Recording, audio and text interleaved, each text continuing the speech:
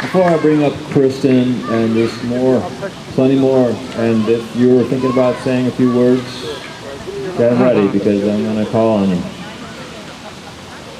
One of the main reasons for my inspiration today is that Berlin's uprising was so inspiring to me. My father's family is Jewish, and I studied World War II extensively as a child and then again as an adult.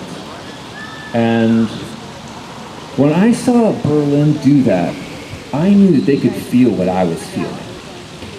They could feel the obvious writing on the wall. Why it is that other people don't feel that, I'm not exactly sure. But I just want to do that shout out to Berlin for remembering. They remembered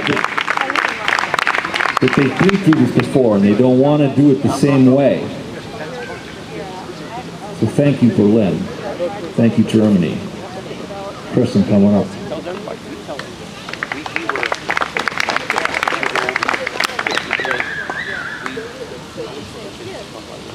Good morning, everyone. So I don't have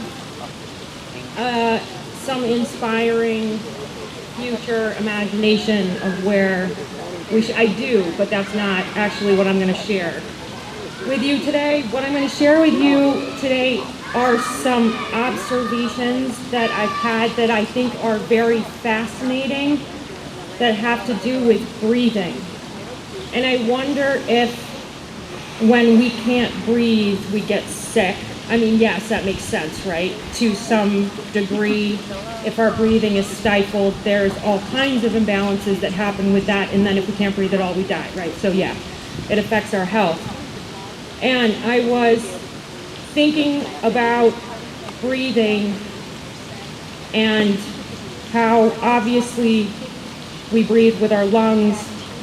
We take in the air, we change it, we make it our own, we put it back out into the world. It's a way in which we are in relationship with the world and is an expression of being alive.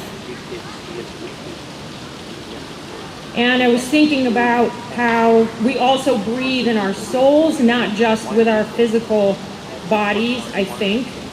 So an example of soul breathing is different states of soul that feel like in-breaths versus out-breaths. And we know that that's an experience that we have in relationship to our physical body. For example, if you're very stressed out and you have a lot of anxiety, that's going to express itself in your body, and someone's going to say you need to practice deep breathing, right? We know that that's calming for us, actually. And so I was contemplating soul breathing in relationship to physical breathing.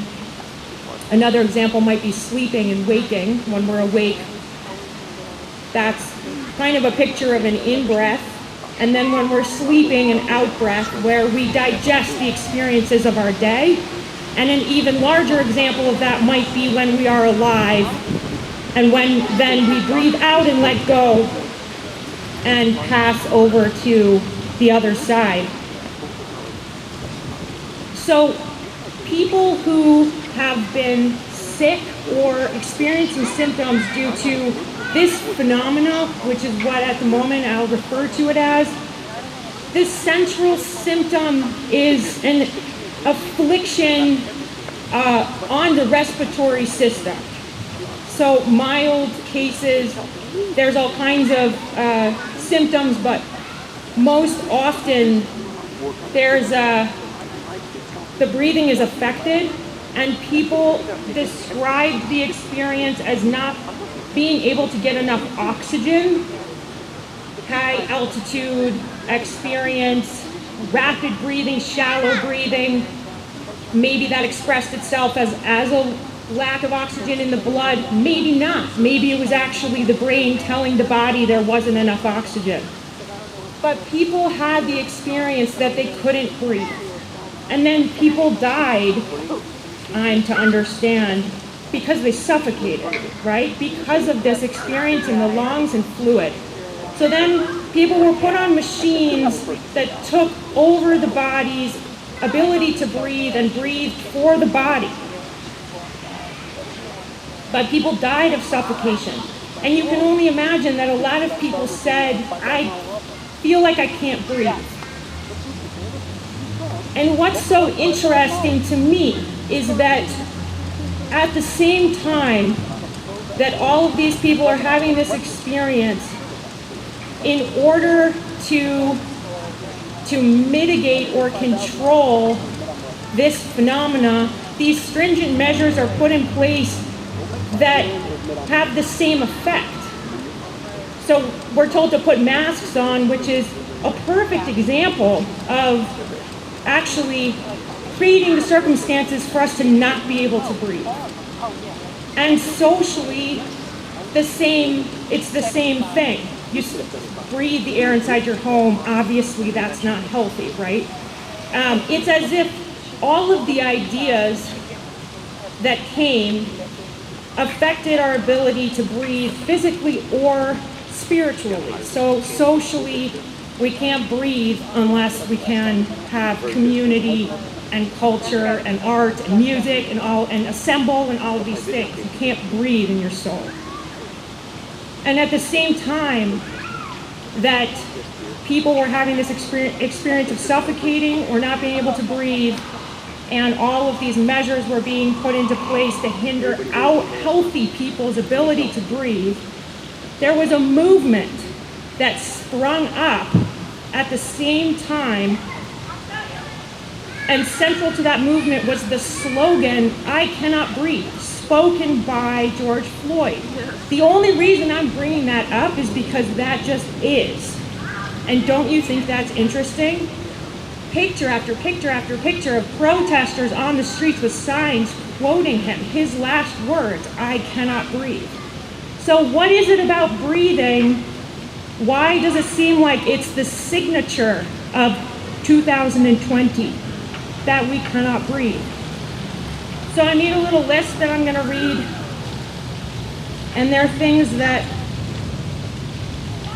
I consider an in-breath, qualitatively an in-breath or an out-breath. And maybe we can just take away from this contemplating breathing out, what it means to breathe out, because that's obviously what we're not doing well enough. So an in-breath is worry, and an out-breath is faith. In-breath, anxiety, out-breath, peace. In-breath, fear. It's literally what happens when we're in shock. We go, out-breath, fearlessness. In-breath, holding onto or gripping something. Out-breath, letting go. In-breath, isolation. Out-breath, community. In-breath, social distance. Out-breath, warm embrace. In-breath, fear of annihilation. Out-breath, acceptance of fate. In-breath, dead thoughts. Out-breath, free thinking. In-breath, submission. Out-breath, freedom. The problem with this situation that we're in right now, as far as I can see it, isn't politicians and all the rest, because we get rid of one person and someone else comes along, because it's a spiritual struggle that we are in the midst of, I think. And it's a storm in the sense that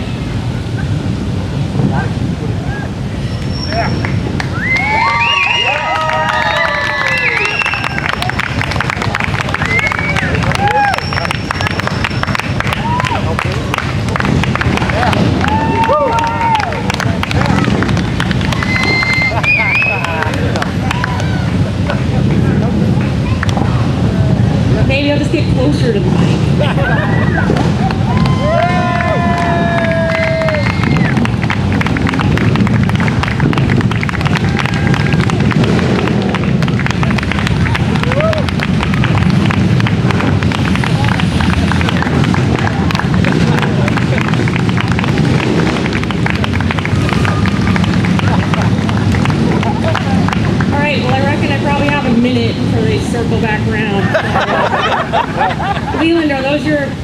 biker friends from Hillsdale?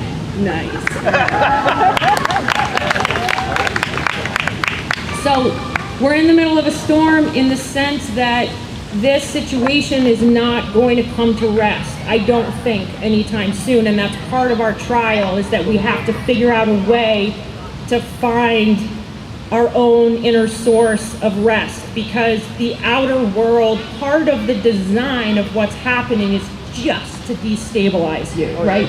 These are adversarial forces that just are taking us down psychologically, socially, and spiritually. And so if it were gonna stop and we'd go back to normal, everyone could breathe out. But that's probably not gonna happen, and it's probably designed that way. Correct. So we have to find a different source of stability, and that has to be inward, I think. I just can't imagine how else to find it. Community is great. And remember what it means to breathe, really. And remind everyone in your life what it means to be human and to breathe, please. Thank you. Not left here right now. Thank you.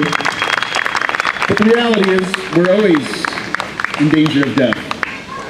That's what our reality is. We live and we die, and if our life is not of quality, what is the point?